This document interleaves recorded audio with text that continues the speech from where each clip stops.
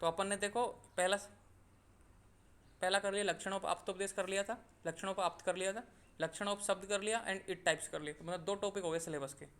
अब करेंगे अपन शब्दवृत्ति, अभिधा लक्षणा व्यंजना एंड तात्पर्य। ठीक है, ये करेंगे अपन, ये शब्दवृत्ति अभिधा लक्षणा व्यंजना। तो तीसरा टॉपिक करेंगे सिलेबस का। तो शब्दवृत्ति या शब्दार्थ बोधक वृत्तियाँ, इनको एक देखो, शब्दवृत्ति बोल दो या शब्दार्थ बोधक वृत्तियाँ बोल दो। तो क्या है ये? शब्द या वाक्य अर्थ का ज्ञान कराने वाले शक्ति या शब्दार्थ बोधक वृत्ति कहलाती है। कहने का मतलब है कोई शब्द है, वर्णों के समूह को शब्द बोलते हैं। अपन को सीख गए कि वर्णों के समूह को शब्द बोलते हैं। तो 5-6 शब्द मिले, वाक्य बन गया। तो शब्द और वाक्य अर्थ का ज्ञान कराने वाले, जैसे किसी ने कोई लाइन बोली कि राम खाता है, राम खाता है तो खाता है, खाना खा रहा है, सिंपल सी बात है। कि अपन बोलते हैं कि एक मतलब कि मम्मी अपने फादर से बोलती है कि तुमने अपने बेटे को सिर पे चढ़ा रखा है। सिर पे चढ़ाने का मतलब ऐसे थोड़ी रखा कि भाई सिर पे चढ़ा के रखा, बैठा रखा है, नहीं, मतलब उसने उसको लापरवाही छूट दे रहा है कि तू कुछ भी कर, कोई टेंशन नहीं है। तो ऐसे क्या क्या अर्थ निकलते हैं। तो शब्द वाक्य अर्थ का ज्ञान कराने वाली, क्या सीधा सीधा अर्थ है, क्या फिर वो बोलते हैं ना कि घुमा फिरा के बोल रहा है, तू समझ जा मैं क्या बोलना चाह रहा हूँ, ऐसे बोलते हैं ना। तो वैसा शब्द वाक्य अर्थ का ज्ञान कराने वाली शक्ति, जो ये शक्ति मतलब वृत्तियाँ यानी शक्ति होता है। तो शब्दार्थ या शब्दवृत्ति या वाक्यार्थ बोधि कहलाती है। तो वो शब्द के साथ भी है और वाक्य भी। तो शब्दवृत्ति बोल दो या शब्दार्थ बोधक वृत्तियाँ बोल दो, बात एक ही है। 2 वर्णों के समूह को शब्द बोलते हैं और 4-5 शब्द एक साथ मिल जाते हैं तो वाक्य बोलते हैं। पूरा वाक्य आ गया भाई, राम खाना खाता है, कि वाक्य पूरा, राम स्कूल जाता है, ये एक पूरा वाक्य है। मैं राम बोलूँ तो ये ओनली शब्द है। तो ये दोनों की बात कर रहा है। शब्द और वाक्य अर्थ का ज्ञान कराने वाली शक्ति शब्दार्थ या वाक्यार्थ बोधक वृत्ति कहलाती है। वृत्ति यानी शक्ति, जिसकी वजह से अपन को जाना, उसकी जो क्या शक्ति है, किस वजह से अपन को जाना जाता है, भाई क्या मतलब निकलता है, क्या लक्षण निकलता है उस वर्ड का, वो अपन को वाक्यार्थ बोधक वृत्ति कहलाती है। छोटी सी परिभाषा आपको याद होनी चाहिए। शब्दवृत्ति या वाक्यवृत्ति के प्रकार 4 प्रकार के होते हैं। ये भी 4 प्रकार की है सिलेबस में। देखो, अभिधा लक्षण व्यंजना और तात्पर्य, ये चारों हैं सिलेबस में। मैंने अभी बताया था सिलेबस में कि अभिधा लक्षण व्यंजना और तात्पर्य, ये चारों हैं। तो शब्दवृत्तियों के कितने प्रकार होते हैं? 4। शब्द के कितने प्रकार हैं? 4। और शब्दवृत्ति के कितने प्रकार हैं? 4। दोनों के 4-4 प्रकार हैं। तो पहली है अभिधा, मतलब लिटरल मीनिंग में सीधा सीधा मीनिंग। जब किसी शब्द का सामान्य अर्थ प्रयोग किया जाता है तब वहाँ उसकी अभिधा शक्ति होती है। साक्षात सांकेतिक अर्थ का बोधक, पद का स्व में निहित अर्थ को सीधा प्रकट करना, मतलब सीधा सीधा बोलो भाई। अपन बोलते हैं सीधा सीधा बोल, क्या बोलना चाह रहा है। जैसे कि राम खाता है, भाई सीधी बात है, राम खाना खाता है तो खा रहा है। राम स्कूल जाता है, राम स्कूल जाता है, जा रहा है, इसमें कोई मतलब नहीं है, सीधा सीधा बोल दिया उसने। कोई अलग अर्थ थोड़ी निकल रहा है इनका, कोई बता रहे हो भाई वही अलग अर्थ निकल रहा हो। तो अब जैसे मैं बोलता कि जैसे कि मम्मी ने छोटे भाई को सर पे चढ़ा रखा है, इसका मतलब ये थोड़ी है कि उसको सर पे चढ़ा के घूमती है 24 घंटे, मैं उसको ज़्यादा छूट दे रखी है, मुझसे ज़्यादा छूट दे रखी है, तो वो अलग अर्थ निकलता है। तो वो अभिधा में नहीं आता, ठीक है, वो व्यंजना में आता है। तो अभिधा का मतलब होता है सीधा सीधा मीनिंग, लिटरल मीनिंग, मतलब डायरेक्ट क्या मीनिंग है, क्या बोलना चाह रहे हो, सीधा सीधा बोलो ना, बात खत्म। तो जब किसी शब्द का सामान्य अर्थ प्रयोग होता है तब वहाँ उसकी अभिधा, मतलब सामान्य बिल्कुल जो नॉर्मल अर्थ है, वो जो बोलना चाह रहा है उसी का वही मीनिंग समझो, कोई मीनिंग समझो, अदर समझने की जरूरत नहीं है। तो जो सीधा मीनिंग होता है ना वो होता है अभिधा। Clear doubt? आगे बढ़े। Yes sir. अब देखो लक्षणा, पद का निरुक्त से जो अर्थावबोध होता है वह न होकर कोई और होगा। जैसे कि पद का निरुक्त, कोई पद है, कोई शब्द है, कोई वाक्य है, उसकी जो निरुक्ति से कोई अर्थ निकलता है, ठीक है, निरुक्ति से जो अर्थावबोध मतलब जो ज्ञान प्राप्त होता है अपन को, वो न होकर कोई और होना। कि मतलब अपन ने कोई पद लिया, उसका अपन ने हिंदी अर्थ किया, तो उसका वो अर्थ न लेकर दूसरा अर्थ लेना अपन को, तो वो होती है लक्षणा। जैसे एक वर्ड है गंगाए घोष, गंगा यानी गंगा, गंगा नदी, घोष यानी कुटिया, ठीक है। तो इसकी निरुक्ति क्या होती है? गंगा में कुटिया। अब ये थोड़ी नहीं, गंगा में कुटिया तो बीच में थोड़ी है, इसका मीनिंग तो ये निरुक्ति तो ये निकल रहा है कि गंगा में कुटिया मतलब बीच नदी में कुटिया, गंगा नदी के बीच में कुटिया नहीं। लेकिन जब इसका अपन हिंदी अनुवाद करते हैं, इसको जब वर्णन करते हैं ग्रंथों में, तो क्या बोलते हैं? गंगा तट पर कुटिया। तो ये एक अलग अर्थ निकल रहा है। इसका जो सीधा अर्थ था वो था गंगा में कुटिया, तो अर्थ हो तो वह न होकर कोई और अर्थ होगा, मतलब ये नहीं है, इसका अर्थ ये है रियलिटी में, गंगा तट पर कुटिया, अतः इस अर्थ को ग्रहण करते हैं। निरुक्ति में तो ये आ रहा है कि गंगा में कुटिया, मतलब गंगा नदी के बीच में कुटिया, निरुक्ति में तो ये अर्थ निकल रहा है।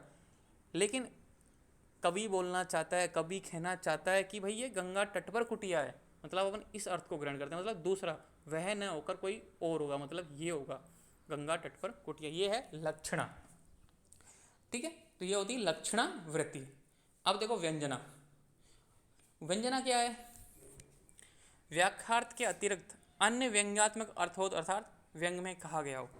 जो अपन ने बोला, मतलब व्याख्यार्थ यानी जो अपन ने बोला के अतिरिक्त, उसके अतिरिक्त अन्य व्यंग्यात्मक, अपन बोलते ना व्यंग खस रहा है, तंज खस रहा है, ताना मार रहा है, अपन बोलते ना अरे यार ये तो बहुत ज़्यादा पढ़ता है, ठीक है, वो फेल हो गया, मतलब कोई बंदा कोई लड़का फेल हो जाता है और उसको अपन बोलते हैं अरे तू तो बहुत ज़्यादा पढ़ता था, क्या हुआ तेरे को? तो मतलब ताना मार रहे हो आप, सीधा इनडायरेक्टली बोल रहे हो ना कि तू मस्ती करता था इसलिए फेल हो गया। अपन उसको बोलते हैं और पढ़ ले, और ज़्यादा पढ़ ले, अपन ताना मारते हैं उसको, तंज खस रहे हो, मतलब व्यंगात्मक अर्थ, अर्थात व्यंग में कहा गया। अब जैसे जब वाच्यार्थ और लक्षणार्थ से अतिरिक्त किसी तीसरे ही अर्थ का बोध होता है तो उसे व्यंजनाशक्ति कहते हैं। पहला भी नहीं दूसरा भी नहीं, जैसे कि पहला तो था सीधा सीधा अभिधा, लक्षणा में क्या होता था जैसा उसके मिलता जुलता, कि गंगा में कुटिया तो गंगा तट पर कुटिया, बस थोड़ा सा अंतर, तो ये होगी लक्षणा। लेकिन व्यंजना में क्या होता है तीसरा अर्थ, जो उसने बोला ही नहीं लेकिन फिर भी वो तीसरा अर्थ निकाल रहा है। कैसे? जैसे कि कोई बच्चा पूरे दिन खेलने के बाद घर जाकर अपनी माँ से खाना मांगे और माँ क्रोध से कहेगी आ मैं तुझे खाना देती हूँ। कोई बच्चा मान लो दिन भर खेल रहा है, सुबह से शाम तक घर ही नहीं आया, शाम को गया मम्मी से जाते ही बोला कि मम्मी खाना चाहिए, ठीक है, तो मम्मी बोलती है गुस्से में कि आ बेटा तेरे को खाना देती हूँ, तो आप समझ जाओ इसका मतलब क्या है। तो इस वाक्य को सुनने के बाद बच्चा समझ जाता है कि माँ व्यंग में बोल रही है, खाना नहीं मिलेगा बल्कि मार पड़ेगी, इसलिए यहाँ से भाग जाते हैं। तो इसका तीसरा अर्थ निकल रहा खाना देती हूँ, इसकी जगह क्या बोलना चाहती है कि आ तुझे मैं मारती हूँ, मतलब पीटती हूँ। तो ये होता है तीसरा अर्थ। तो तीसरा जो बोलते हैं तंज मार रहे, ताना मार रहे हो, तो वो होता है व्यंजना। ठीक है, एक तरीके से ग्रामर चल रही है आयुर्वेदा की, तो आपको ये समझनी है। ये हो गई व्यंजना। तो मतलब आपने घर में देखा ही होगा ना, गांव के बच्चे खेलते रहते हैं, आपने जैसे बचपन की बात याद करो, मम्मी ऐसे ही बोलते हैं आ बेटा तेरे को खाना देती हूँ, इधर आधे तेरे को पैसे देती हूँ मैं, यहाँ पे आ। कोई बच्चा पैसे मांग रहा है सुबह से शाम तक जिद कर रहा है, फिर वो बोलती है बेटा मैं यहाँ तेरे को पैसे देती हूँ, गुस्से में आके 2 थप्पड़ लगाती है कान के नीचे, तो वो समझ जाता है कि बच्चा जो थप्पड़ पड़ने वाले हैं भाग लो यहाँ से। तो ये तीसरा अर्थ निकल रहा है, तो ये होती है व्यंजना। ठीक है, क्लियर? सर एग्जाम में भी यही एग्जाम्पल लिखना हाँ है? यही एग्जाम्पल लिखना है जो मैंने कॉपी में लिखा नोट्स में, ये वैलिड एग्जाम्पल है, यही लिखे हुए हैं हर किताब में।